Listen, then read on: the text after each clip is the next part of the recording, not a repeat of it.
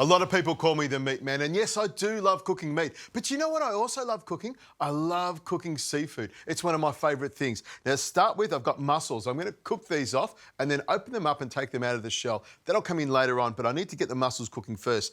You can see these are beautiful big mussels, straight out of Port Phillip Bay, and I've taken the beards off them already. Now, I've got a pot over here that's already on, and I throw the mussels straight into the pot. You want it nice and hot, and hear that sizzle straight away. To that, I'll add some shallots that have been chopped all the way through, and some white wine goes in there as well. Now, this will cook really, really quickly. I'll just stir that around for a second, pop the lid on, and they will steam open in a few minutes. Now the barramundi, you can see I've got some great barramundi. Australia produces, we are the only barramundi people in the world, and this is fantastic. Now, the barramundi I've left the skin on. The reason I've left the skin on is because I want to crisp it up. To crisp up the skin, I'm going to use my stainless steel pan with a mesh coating. That means I can seal off the fish and get a lovely crisp skin without having to worry about it sticking, and that's really important. And one of the most important things is I can use stainless steel utensils in that pan, and I'll show you how easy it is. I've got the pan on already. I'll turn it up a little bit, so I want a fair bit of heat in there. Some olive oil around the pan, and that will help to make it non-stick. In goes the fish like that. Pop it down there like that, and I'll get a nice crispy skin in no time. High heat to sear it off and to cook the barramundi, and then I'll turn it down nice and low to cook the rest of the seafood and make the sauce. That's the sign of a good pan.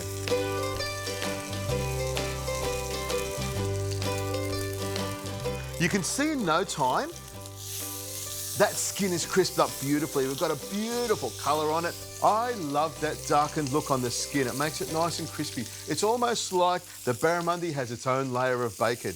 Now, I'll let this cook for another couple of minutes on this side here, till it's almost, probably 2/3 the way through.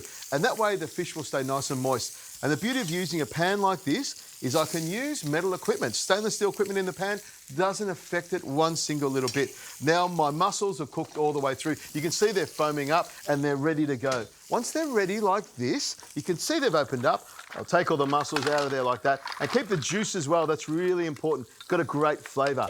In it goes like that. A couple more minutes and I'll take this fish out, let this cool down. I'll take all the mussels out of the shell, open some oysters, get some prawns ready, some scallops. This will be cracking.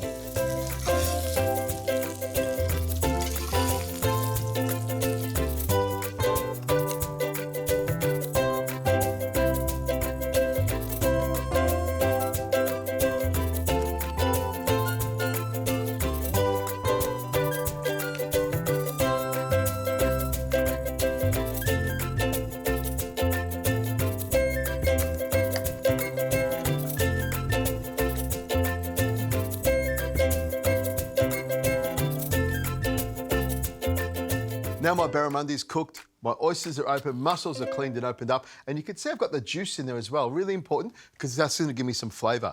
Now the shallots, I've got them peeled and cut in half. Shallots are great to use. They've got a lovely sweet onion flavour without being over the top or too intense. And you can slice them nice and thin like this or dice them. My pan's just starting off and it's actually quite cool. I can throw the shallots in now and add a little bit of olive oil and a little bit of butter just to sweat them down nicely. And that's the beauty of using a pan like this. You can cook it really high temperature with steak and fish, or you can turn it down nice and low and cook your seafood nice and gently. Nothing will stick to it, and that's really, really important. Butter is one of my favourite things. I'll take a little bit of this butter here and start sweating it off. Just make sure you take the paper off the butter because it doesn't like having paper in there as well. Now just stirring that around nice and gently like this, or of course you could use a wooden spoon just to make sure that the shallot cooks nice and evenly. While it's at this stage, I'll put some salt in this, a little pinch of salt like that. And you can see the pan is getting really hot quickly. And just stirring it around like this, it starts to melt beautifully. Now, I'll put some prawns in here. I'm thinking 2 prawns per piece of fish would be perfect. This is a really lovely little dish. In they go like that. Prawns and basically all seafood cooks really, really quickly. And the trick is to cook it all at the last second. Now, I've got some scallops here as well. These are really thin pieces of scallops, so I'll put these in last minute as well. Stir that around, minute or so, and these prawns should be cooked all the way through. Now, with a set of tongs, I just like to turn them over. And as I said before, with this pan, you can use metal utensils, no worries at all. Turn that over like that, and you can see they're nearly cooked all the way through. And the shallots are softened up beautifully. Now I'll add some white wine in there, just about a quarter of a cup there, and some nolly prat as well, which is a vermouth with some lovely flavours to it. Stir that around and let those prawns poach a little bit in that liquid. This will take a minute or so, which will give me time to cut my herbs and get my veggies ready.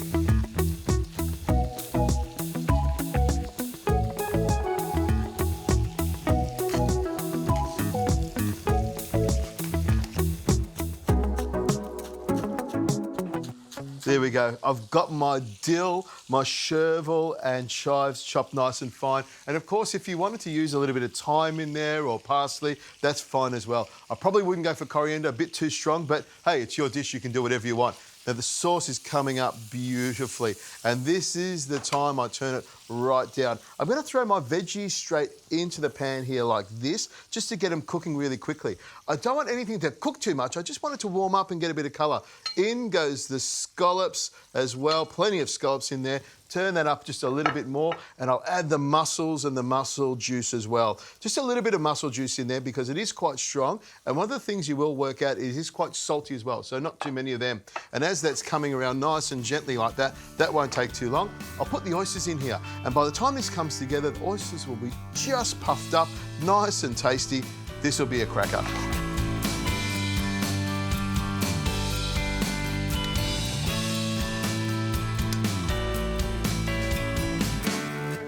You can see the barramundis heating up beautifully in there and soaking up all of those juices. Pop the barramundi off to the side here like this, turn the heat off, and at this stage I put in the herbs, a nice amount of herbs straight on top of it, and some chopped tomato. This tomato's had the seeds and the skin taken out of it, and I added the last second because I don't want it to overcook, I want it to become part of the sauce. Now I'll bring the pan over to the side here like this and just spoon that seafood on the top of it. Lovely rich sauce there, lots of lovely ingredients as well, and that crispy skin. And with a spoon like this, I make sure I get all of that juice or the liquid straight off there like that. It looks fantastic, doesn't it? Got a great smell to it and lots of lovely Australian seafood in it. Now, I'll just turn that around. Pick up one of these scallops here. Just cooked beautifully. Nice and tender, nice and moist. That's really important with seafood, not to overcook it. Look at this crispy skin. Lovely flavour to it, all the way through there like that. That just comes away beautifully. I love the flavour of barramundi. It's sort of got that sweetness, but also that beautiful fishiness as well, and it's not too strong. This is a great little dish, lots of great seafood in there, all cooked to perfection in the one pan.